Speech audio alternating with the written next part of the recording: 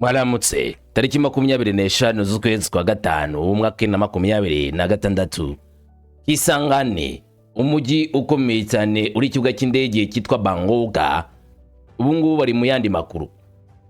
Nyuma y'ibitero bimaze iminsi byibasira M23 by'indege zitagira abapilote drones mu bice bya Rubaya, Rumangabo ndetse kugeza ku rwego bashatse guhitana Sultani Makenga bagashaka guhitana guverineri wa Kivu mu Majyaruguru ku ruhande rwa M23 bwana urumva bari bamuteguye neza cyane bashaka kumurimburira mu nyubako yararyamyemo guest house. Bahati Raso Musanga niwe mvuga ndetse na General Sultani Makenga Irumangabo ngawe yaragiye gusoza ibikorwa by'amahugurwa y'amazi iminsi atangwa. Ibi byose M23 yarabinose irabyandika iti olingate mu byange cyangwa se mu byemere umunsi wanyu namwe urageze ntago muratanga mwe mudahabwa, no way. Ariko itangazo risa nkaho riteguza igitero kidasanzwe ryatangajwe na Laurence Kanyuka yongeye gutangazwa na Manzi Wilingalambe. Laurence Kanyuka yavuze ku gitero cyabereye Rwaya. Manzi Wilingalambe avuga ku gitero cyabereye Rumangabo ndetse bagaragaza neza ko bataraza kwihangana ibyo bikoreshwa bya drone bigaba igitero ku bice bya Kivu mu Majyaruguru ahari 23 Bangoka. Hari control room cyangwa se drone control room, ibyumba biyoborerwa za drone zerekezwa ahari 23 ariho amashusho details amakuru yose atangwa n'izi drone abikwa akabona koherezwa Kinshasa. Byagenze gute igitero cyagenze ute cyabaye isanga he ryari kariyonje kukubwirara ndakubwira ivyo operation yakozwe na 23 Bangoka Kisangani ndetse n'icyo FARDC iri kukivugaho. Kinshasa isizana uburinzi bw'ikire bwa D4 bw'inyongera ku busanzwe Kisangani nyuma ko bahise bashyiraho itegeko rihagarika indege za gisivile kwerekeza Kinshasa ziturutse Bangoka, ariko uburinzi bw'ikire bwo bwahise basesekara. D4 babonye ko 23 ngikajije umurego ushoboka cyane ko bari gupanga urugamba rutoroshye kuri Bangoka n'ibindi bice byaturiye, ndetse FARDC nari gupanga ngo urirago igomba kuza kwiyora kuri 23. Hari n'ibindi bitegerejwe ndaje nabyo mbikubwire. Ibi byo uze kumva neza ko ari umupango wa nyawo. Yitwa Maître Guy Kabombo Modiamvita ni vice ministre w'intebe aka ministre w'ingabo za Republika ya Congo yageze Uvira muri Kivu y'Amajyepfo aho agomba gusura front line imirongo y'imbere ku rugamba abasirikari bahagaze bwuma. N'ubutumwa ngo yavanye kwa Tshisekedi Chilombo abazaniye n'ubutumwa bukomeye cyane burimo ibyo wakita yuko ari firimbi ya nyuma bagomba kuvuza kuri 23 no turning back without defeat. Nta gusubira inyuma batabonye gutsinda, batabonye insinzwe ya 23. Ibyo gusubira inyuma bavyibagirwe. Ibiro byo kumwakira byabereye Uvira, ariko uko byagikinze byose ndaje mbikubwire kamwe ku kandi nta kimwe dusize inyuma. Wibuke amakuru yose abavugwa mu kano karere ajyanye n'umutekano nyakugirizaho kugihe kujya mu menyeko ibintu zifashe. Hari gihe mbanze nitonda kujya nkurikirana akantu ku kandi nk'iyi nkuru ngiye kukuzanira. Ushobora ko ari byo wari wumvishe, ariko ngwino noneho usesengurirwe neza byagenze gute, byabaye habaye iki. Ikisangani jyawe ndo mugwa kamanzi uruwande ngo ikaze ngo tugende ku musozo nk'ibisanzwe. Ikaze kuri mwese.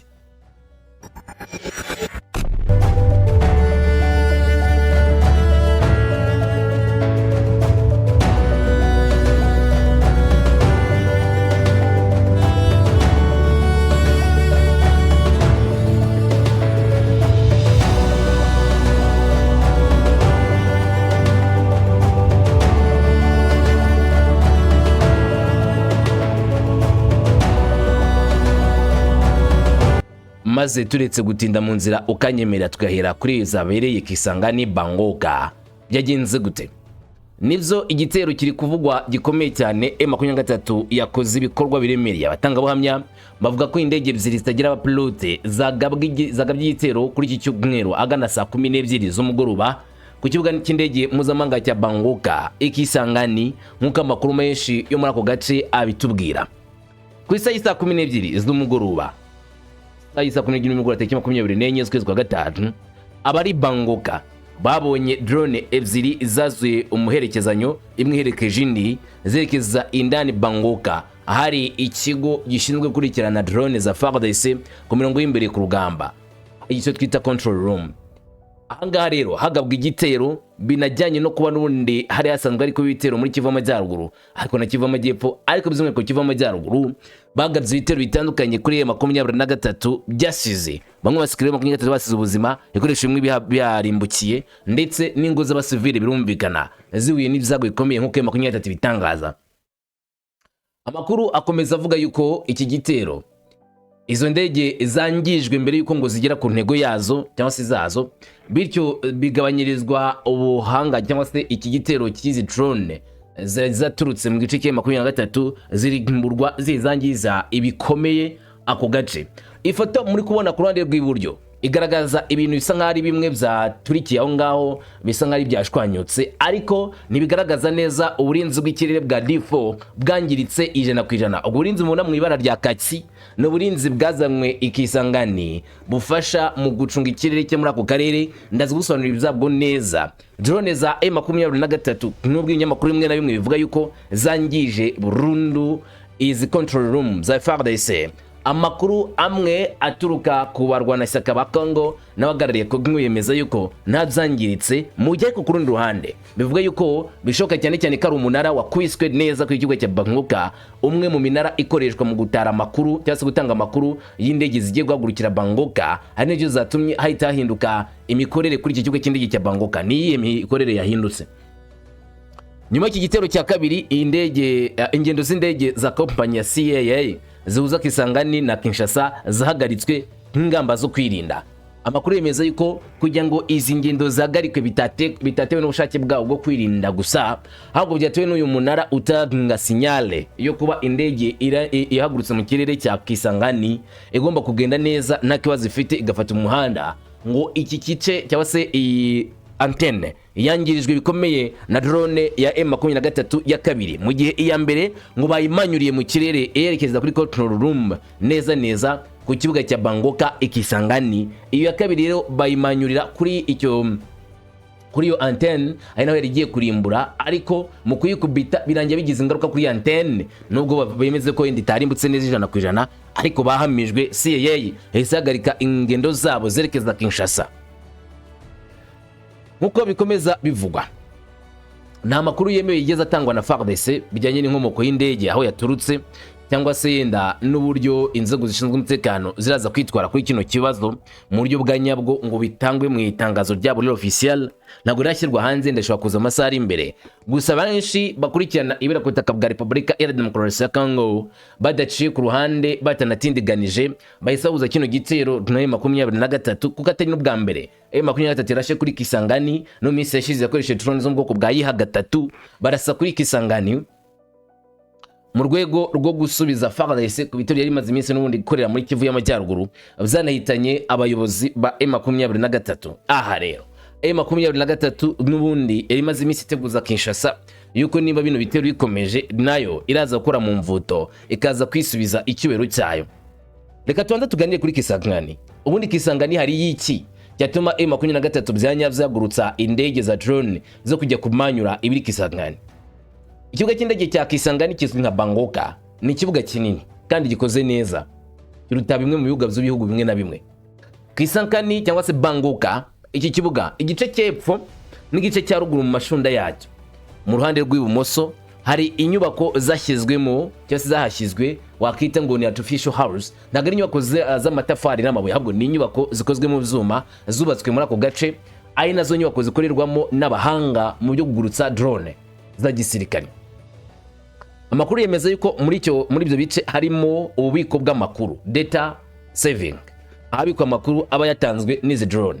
Ni amakuru y'ubutumburuke, amakuru y'intera, amakuru y'ibibonerwa kuri tele ndetse n'ibyakoreshwa kugira batake ako gace. Binajyanye na drone zikoreshwa. Urugero search kane ahibera icyago gikomeye uzayumva yazengereje 23 n'ubushobozi bwayo.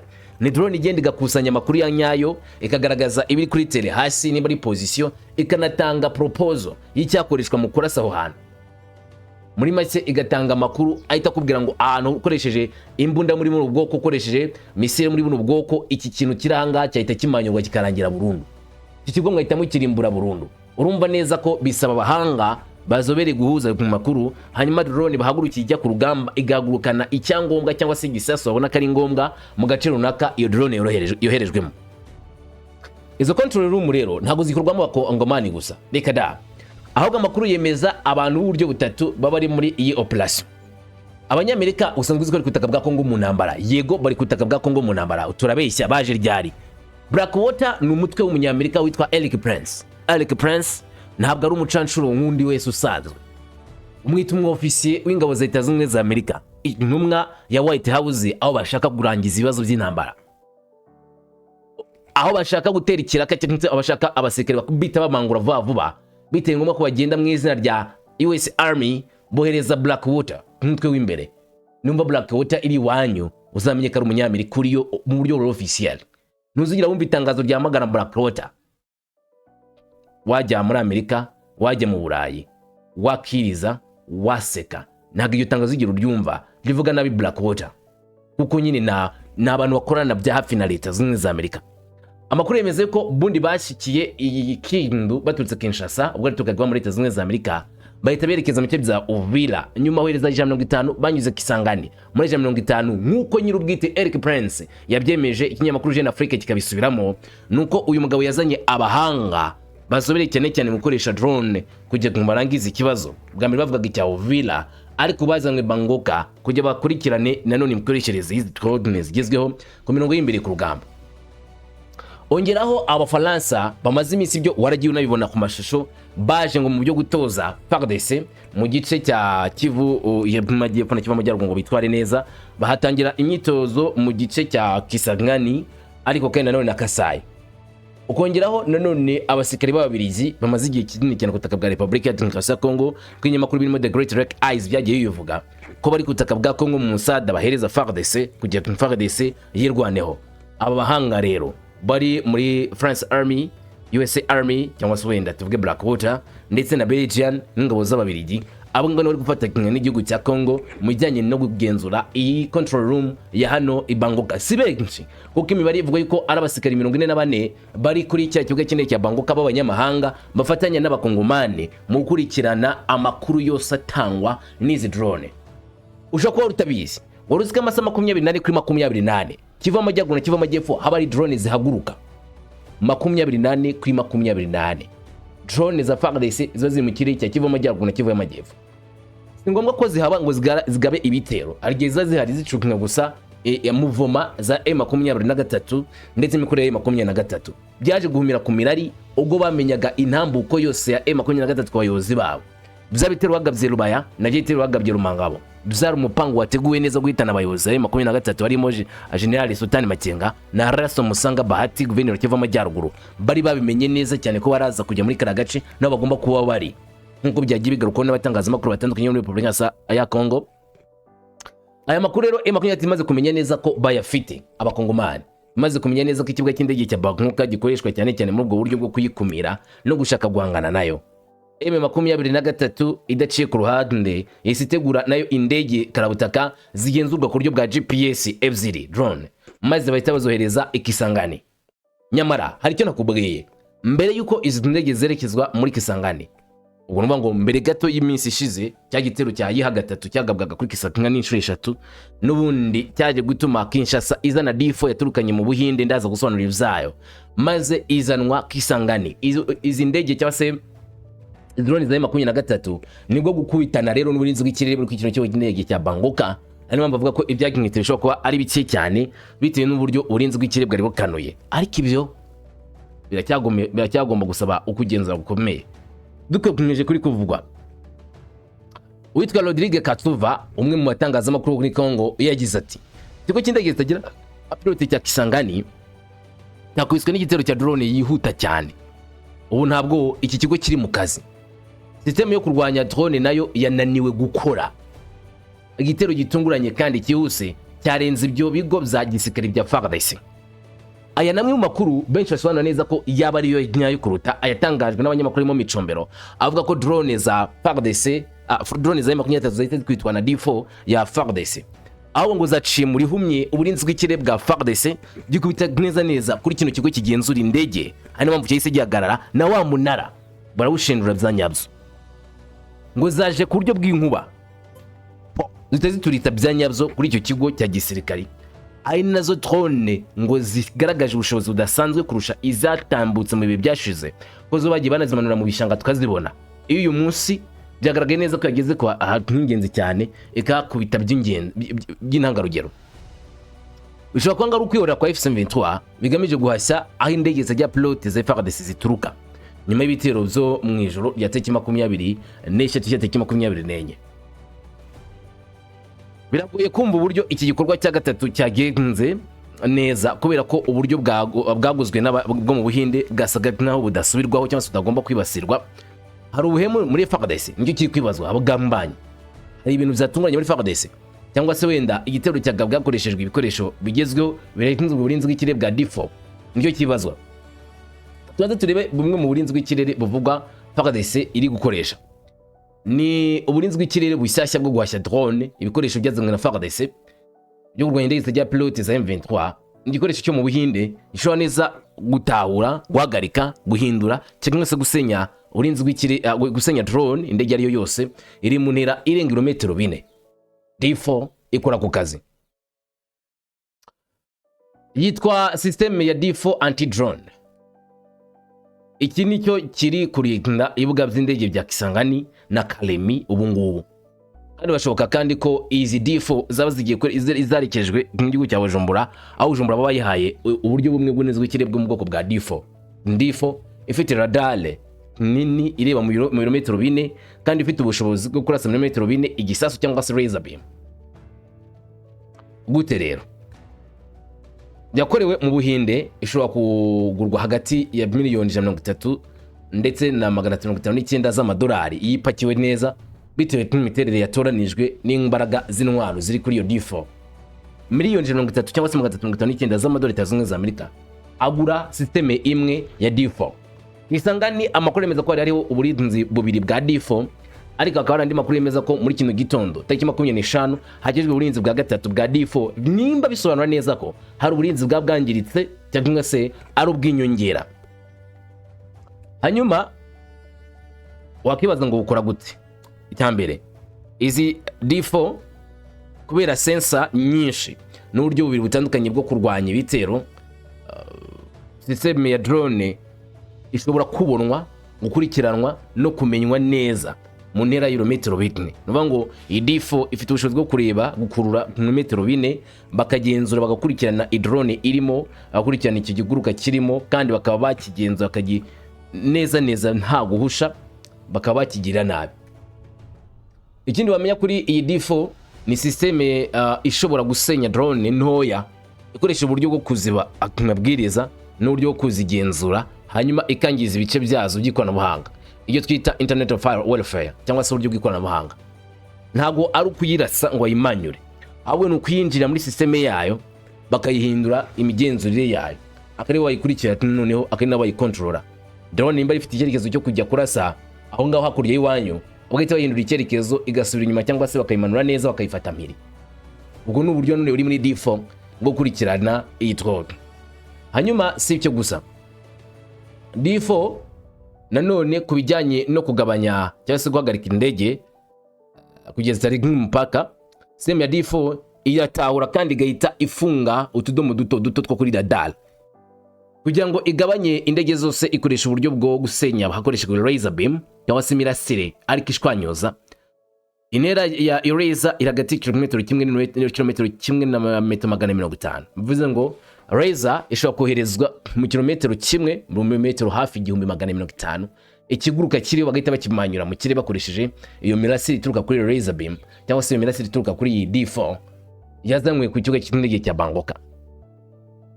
Hanyuma hari ikindi ushobora kumenya, cyari igikoresho kimaze kuburiza ibitero byinshi kandi nicyo cyahanganye n'ibitero byagabwe Kisangani. Nubwo amakuru amwe yemeza ko izi drone bazimanyuriye mu cyese zagize icyo zigeraho, andi makuru akavuga yuko za drone zahamije neza aho bazohereje. Bivuze ngo haracyari contradiction, haracyari kutumvikana neza ku makuru ari gutangazwa. Dore impamvu bivuga gutyo. Kurande rw'abashyigikiye Kinshasa baremeza neza yuko nta byangiritse byinshi bya Bornete usibye umunara umwe gusa usa n'uwangirijwe, indi drone ya mbere yo bari bayimanyuriye mu kirere. Andi makuru atuka kwa ndegwa 23 akikimiza neza ko bamanyuye neza kuri kino cy'indege cya Bangoka, ariko nabwo ntabwo Rwanda rwa 23 officiel nabayishyigikira. impamvu tuvuga ngo ntibirasobanura neza ni iyihe? Burya byaba byiza umuntu ategereza itangazo rya ba nyir'ubwite, M23 ikagira ibyo ivuga na FARDC ikagira ibyo ivuga. Aho ngaho niho tushyira mu rwagati ukamenya noneho neza tunafata aya makuru. Iyo biteye byagera aho ngaho twirinda kwemeza cyangwa se kiriya. Uzi impamvu kugira ngo tutemeze iki ngiki mukanya tugasanga ntago ari cyo cyanyacyo, kandi icyo gihe wafasha amakuru atarayanyayo, sibyo? Ariko menya neza ko igitero cya drone ya M23 yageze Kisangani, kandi izi drone ebyiri ubwoko bwazo ntiburamenyekana. Icya kabiri, hari uburinzi bwa D4 bwaguzwe mu gihugu cy'Ubuhinde bufite iramiterere cyangwa se iramikorere tumaze kureba haruguru. Ubundi imenyera kure, D4 imenyera kure, drone itari yagira gace runaka igomba kwerekeza milimetero binini byinshi. Hanyuma rero kwemeza ngo hari ubwo burinzi bw'ikirere bumeze gutyo, drone yagisenya control room ya FARDC, biragoye kuzemeza. Kandi no kuvuga yuko M23 yapfuye kohereza utudrone dupfuye kwa ngaho dafite ubuhanga bukomeye n'ubugenzuzi bukomeye, nabwo wawe wibeshye cyane. Nabyo bishobora gutuma uburinzi bw'ikirere buca muri humye, akagenda agakubita nk'inkuba muri ako karere nk'uko Katsuba yari yabanje yabivuga. Ngira ngo dutegereze bari mu masaha ya kera turaza kumenya ibyabaye. Ahubwo ibi ngibi nge nawe biratureba. Uvira haramaze iminsi hasukwa abasirikare, nagiye mbikubwira, n'ibikoresho bya gisirikare. Hari abarundi bohereza abasirikare benshi ku butaka bwa Kongo banyuze muri Uvira, hari abakongomani bohereza abasirikare bavuye kuri Kalemi nyine baturutse Kindu, baje uhangana ku buryo bukomeye mu cyerekezo cya Kivu mu Majyaruguru, bitewe nuko bashaka ngo kuvanamo M23 batse muri Kivu Amajyepfo mpaka kazajya Kivu mu Majyaruguru. Urugamba rwapanzwe rugomba guhera muri Uvira, cyangwa mu gice cya Uvira. Nubwo M23 yazamutse ku rugamba rwatangira n'ubundi, ariko deal yo kurwana ntabwo irahagarara. M23 nta gace na kamwe bayishakamo, yewe n'umujyi wa Bukavu bwawe warifuza kuyivanamo. Itangazo rya Maître Guy Kabamo Diamvita kuri Axe yagize ati: Minisitiri w'Intebe wungirije ushinzwe ingabo z'igihugu n'abahoze ari abarwanyi nyakubahwa Maître Guy Kabamo Diamvita yageze kuri iki cyumweru cya 24 Gicurasi Uvira, umurwa mukuru w'intara Kivu Amajyepfo, mu rwego rwo gusuzuma umutekano no kugenzura imikorere ya FARDC. Ati ari kumwe n'itsinda ry'abasirikari bakuru baturutse mu ngabo za Repubulika ya Demokarasi ya Kongo. Maître Guy Kabamo Diamvita yagiye ku cyicaro gikuru cy'ibikorwa bya gisirikari Uvira, aho yitabiriye inama y'akarere ka 33 ka gisirikari. Muri iyi nama byagaragaye ko umutekano uhagaze neza usibye ibibazo bike. Ni inama rutura cyangwa se inama kaminuza yateranye Uvira, aho yariyowe n'umuyobozi wa karere ka 33 ka gisirikari nyine na Maître Guy Kabamo Diamvita ayirimo, aho bagomba kumurikira uko ku mirongo y'imbere front lines bameze, cyane cyane bakamubwira amakuru ya minembwe, uburyo ari kwitwara n'uburyo urwo rugamba bagomba kurutsinda. Bamusobanurira imiterere y'urugamba ruhari ndetse n'ibyangombwa bakeneye kugira ngo urugamba byitwe ko barutsinze byuzuye. Ikindi kandi nanone bamumurikira amatsinda y'abasirikari ari muri ibyo byerekezo n'intego bihaye n'icyo bashaka kugeraho mu gihe cya vuba. Ubwo yavaga muri iyi nama, Minisitiri w'Intebe wungirije ushinzwe ingabo z'igihugu yahagaze mu kigo cyita ku bana b'imfubyi cya La Charité cyita ku mfubyi za gisirikari nke, bangura imfubyi z'abana b'abasirikari abasirikare baguye ku rugamba. Yabasezanije ko azabafasha. Hanyuma usibye ibyo, kuko abikora yitonze, gahunda ye irimo gusura ahantu hatandukanye hakorerwa ibikorwa ndetse no kuganira n'inzego zitandukanye zishinzwe ibikorwa. Kabamo Diamvita agomba gusura ibice bitandukanye byo muri Uvira, akoresha icyerekezo cy'umugaba mukuru w'ingabo za Kongo nyakubahwa Felix Antoine Tshisekedi Tshilombo. Umukuru w'igihugu yongeye kuzana kuvugura amavugurura ya FARDC. Kabamo Diamvita yashyize imbere gutegura FARDC nk'ikibuga cye cy'ingenzi cy'intambara, agamije kongera guha imbaraga FARDC nk'ingabo za Repubulika z'umwuga kandi zikora neza, zigomba kuzanira agaciro leta ya Kongo. Amakuru yatanzwe mu mpera z'inama avuga ko umutekano muri ako gace ufatwa nk'aho utekanye, nubwo ari uduce duke tw'amakimbirane twagaragaye mu nzego zimwe na zimwe z'imikorere bitameze neza. Bigaragaza neza cyane ko yifuza ko ibintu bigenda neza, kandi ko Maître Guy Kabamo Diamvita umutumwa yabazaniye ari uko FARDC igomba guhagarara bwuma. Ibyo gutsindwa uko mu isi yashize byagendaga ntabwo Kisangani Chirumbo kibikeneye, arashaka win-win, gutsinda gusa. Batsinde mu gice cy'amajyepfo, batsinde mu gice cy'amajyaruguru, batsinde muri Uvira, batsinde mu Minembwe, batsinde muri Masisi, Rucuru n'ahandi. Izi nsinzi bifuza zanajyana n'ibikoresho byinshi bya gisirikare akomeje gusuka mu bice by'imbere ku rugamba. Hari abasirikare ba FARDC. Yes, na Minembwe harakomeye, na Mwenga harakomeye n'ahandi harakomeye, ariko Rubaya nawe yumve ko ari Rubaya nyine irimo ikirombe cya mbere muri Afurika, nako ni ku isi da, kirwamo kuruta nyinshi ku isi. Urumva ari iki kirombe kugitakaza nukutakaza hafi 90% y'ibintu byose ufite. Ibindi ni imisozi, ni ibishanga, ni amasantre nanone adafite ibintu byinshi cyangwa se umutungo mwinshi nka gace ka Rubaya.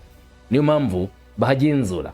Rero ngo Erasa Musanga na Sultani Makenga bari kuri target y'abagomba gupfira muri iki gitero, kandi bari bazi neza ko bahamirije muri iyo nyubako bagabye igitero. Ngo Sultani Makenga bari bazi kagomba kuba ari muri ako gace, gusa ariko amakuru akemeza yuko nyuma baje kumenya amakuru yuko yaba yerekeye Irumangabo, ari naho yagiye yerekeje ku buryo bukomeye, akaba yaravuye muri ako gace kavuye muri iyo centre ya Rubaya yerekeza ngo Rumangabo. Abatanga amakuru bakavuga ko ku Cyumweru ibi byose byahise bihindura isura. Ubwo amahirwe make Kinshasa ngo yaje gusanga ibitero yari yateguye gukora bitagenze neza. Ubwa mbere saa z'ijoro na saa 11 z'umugoroba imirwano yibasiriye inzu y'abashyitsi izwi cyane cyane Rubaya, inzu yo guraramo kuruhukiramo. Noneho ntiwayivuga ko ari nk'ubwoko bwa moteri cyangwa se wenda hano abantu bacumbika. FARDC yemeje ko guverineri ashobora kuba ngo yararyamyemo kugira ngo bamuhitane. Rero bagomba kuba igitero kuri iyo nyubako bakamwiciramo. Mu gihe bishimiraga rero urupfu rwa Erasa Musanga, bari bamenye amakuru yo gusoza amahugurwa ari buze kubera cyangwa se amahugurwa bera muri Rumangabo. Noneho niko gutegura cya gitero bagabye Rumangabo kuri iriya nyubako, nabo bari bategereje ko General Sultani Makenga iriya nyubako yari yaryamyemo. Buretse gato niyo byumvishe neza, igitero cya mbere cyo guhitana Erasa Musanga bategerezaga yuko aryamye mu nyubako yo guest house yari ya Rubaya. Barabikora bazi ko bamuhitanye, ariko kumbe nta wari urimo. Bakomereza Rumangabo bavuga yuko ariho